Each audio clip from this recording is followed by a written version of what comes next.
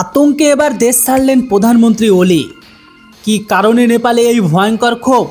চলুন আজকের এই ভিডিওটিতে সব কিছু আপনাদের জানায় বিস্তারিত। বর্তমান সময়ে নেপালের অস্থিরতা বা নেপালের অশান্তি সম্পর্কে আপনারা সকলেই কম বেশি হলে কিছুটা জেনে গেছেন। না জানলে ভিডিওটিকে শেষ পর্যন্ত দেখুন, আপনারা জেনে যাবেন।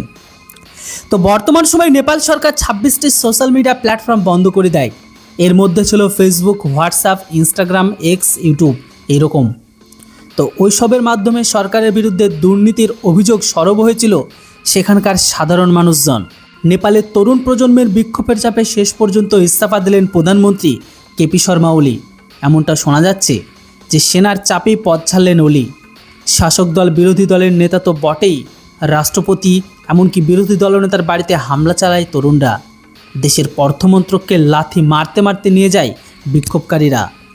শাসক দলের কার্যালয়ে আগুন লাগিয়ে দেওয়া হয়েছে। একেবারে শ্রীলঙ্কা বা বাংলাদেশের ঘটনার পুনরাবৃত্তি হলো নেপালে।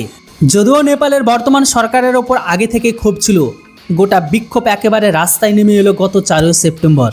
ওই দিন নেপাল সরকার 26টি সোশ্যাল মিডিয়া প্ল্যাটফর্ম বন্ধ করে দেয়। এর মধ্যে ছিল ফেসবুক থেকে শুরু করে হোয়াটসঅ্যাপ, ইনস্টাগ্রাম, এক্স, ইউটিউব। ওইসব মাধ্যমে সরকারের বিরুদ্ধে দুর্নীতির অভিযোগ সরব হয়েছিল সেখানকার সাধারণ মানুষজন। ওই দিন সরকারের টেলিকম মন্ত্রকের তরফ থেকে ঘোষণা করা হয় যে নন রেজিস্টার সমস্ত অ্যাপ বন্ধ করে দেওয়া হলো। সেই ঘোষণার পরপরই রাস্তায় নেমে এসে তোলপাড় শুরু করেন সেখানকার সাধারণ মানুষ।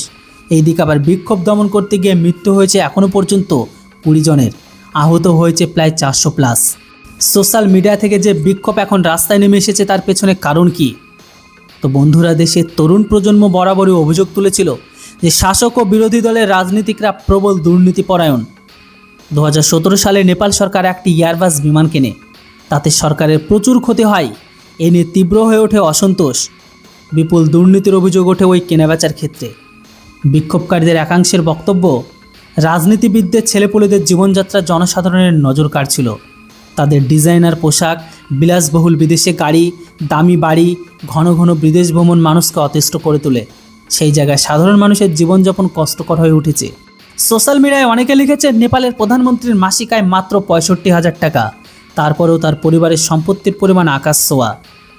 কোনো মহল থেকে বলা হচ্ছে রোজ কাজের সন্ধানে দেশ ছাড়ছে 5,000 মানুষ, কারণ দেশে কাজ নেই, কাজ থাকলেও বেতন নেই। এতেই ক্ষেপে উঠেছে সাধারণ মানুষ। দেশের জিডিপির 33% আসে দেশের বাইরে কাজ করা নেপালিদের কাছ থেকে, আর তা করতে গিয়ে নাভিশ্বাস হয়ে উঠেছে দেশের জনগণ। অন্যদিকে দেশের রাজনৈতিক নেতাদের বিলাসবহুল জীবনযাত্রা মানুষকে ভেতর থেকে খেপিয়ে তুলেছিল। বর্তমান সময়ে নেপালের ঘরের ভেতরে যে সিচুয়েশন, সেই সিচুয়েশনটা আমাদের পার্শ্ববর্তী বাংলাদেশের ঘরের ভেতরে যে ছাত্ররা রাস্তায় এনে যে দৃশ্য তৈরি করেছিল, সেম আমরা হুবহু নেপালের ঘরের ভেতরে দেখতে পাচ্ছি। বাকিটা কি হবে সেটা সবই সময়ের অপেক্ষা।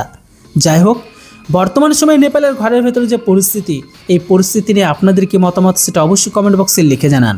ভিডিও যদি ভালো লেগে থাকে তাহলে ভিডিওটিকে একটি ছোট লাইক করবেন, আর চ্যানেলটিতে প্রথমবারের জন্য হলে সাবস্ক্রাইব, কারণ আপনার ছোট লাইক, কমেন্ট, শেয়ার আমাকে ইন্সপায়ার করে এরকম টাইপের ভিডিও আপনাদের সামনে নিয়ে আসার জন্য।